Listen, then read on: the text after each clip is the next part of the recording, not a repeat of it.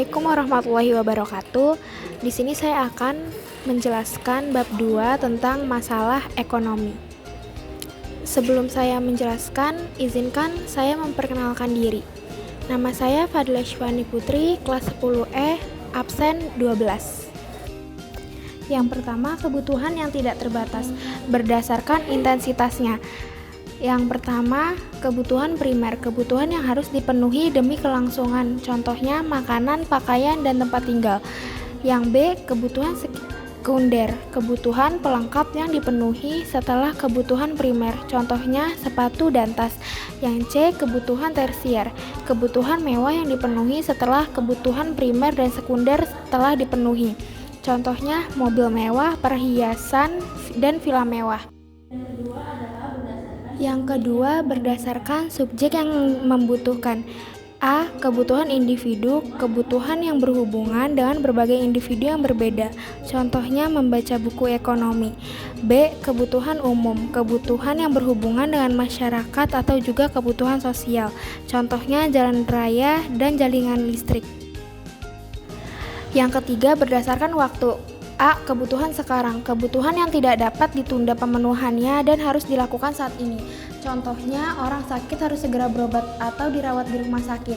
B. Kebutuhan masa mendatang, kebutuhan yang dirancang atau direncanakan untuk terpenuhi di masa depan. Contohnya, orang tua menabung untuk mempersiapkan biaya kuliah anaknya. Yang keempat, berdasarkan sifat pemenuhan kebutuhan. A. Kebutuhan jasmani, kebutuhan yang berhubungan dengan tubuh manusia, contohnya makanan dan obat-obatan. B. Kebutuhan rohani, kebutuhan yang berhubungan dengan kewajiban seseorang, contohnya pelatihan keahlian kerja. Yang B. Barang dan jasa, berdasarkan cara memperoleh. A. Barang ekonomi, barang yang didapatkan dengan cara mengorbankan suatu untuk mendapatkan, contohnya BBM dan alat elektronik. B. Barang non-ekonomi atau bebas, barang yang bisa didapatkan tanpa pengorbanan atau biaya, contohnya sinar matahari. Yang kedua, berdasarkan kepentingan. A. Barang inferior, barang yang pemakaiannya dikurangi jika pendapatannya bertambah dan sebaliknya, contohnya barang kebutuhan pokok. B. Barang esensial, barang yang sangat diperlukan untuk memenuhi kebutuhan dan permintaannya tidak signifikan, dipengaruhi oleh tingkat pendapatan, contohnya barang tiruan. Yang C.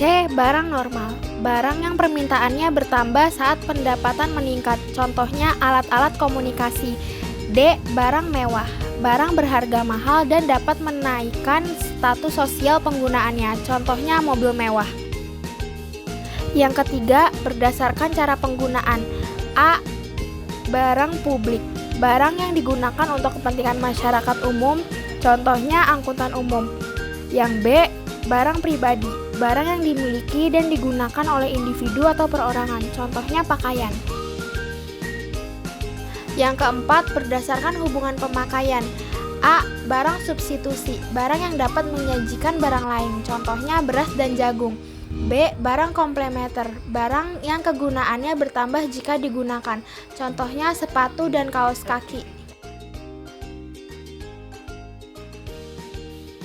Yang kelima, berdasarkan proses pengolahannya. A. Barang mentah, barang yang belum mengalami pengolahan, contohnya kapas. B. Barang setengah jadi, barang yang telah diproses tetapi belum menjadi barang siap jadi atau siap pakai, contohnya benang. C. Barang jadi, barang yang telah diproses hingga siap untuk digunakan, contohnya baju. Yang keenam, berdasarkan bentuk dan sifat. A. Barang tetap, barang yang bersifat tetap dan tahan lama, contohnya bahan bakar. B.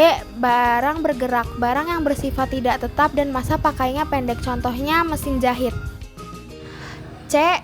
Penyebab kelangkaan. Yang pertama, keterbatasan benda pemuas kebutuhan di alam. Yang kedua, kerusakan sumber daya alam akibat ulah manusia. Yang ketiga, keterbatasan kemampuan manusia mengolah sumber daya yang ada. Yang terakhir, peningkatan kebutuhan yang lebih cepat dibandingkan penyediaan sarana pemuas kebutuhan. D. Masalah ekonomi mikro. A. Apa dan beberapa yang diproduksi.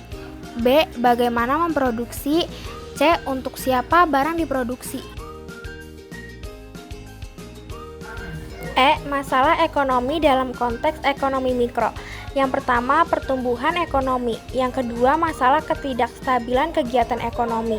Yang ketiga, masalah pengangguran. Yang keempat, masalah inflasi. Yang terakhir, masalah neraca perdagangan dan neraca pembayaran. Itu saja yang bisa saya sampaikan. Kurang lebihnya mohon maaf. Wabillahi taufiq wal hidayah. Wassalamualaikum warahmatullahi wabarakatuh.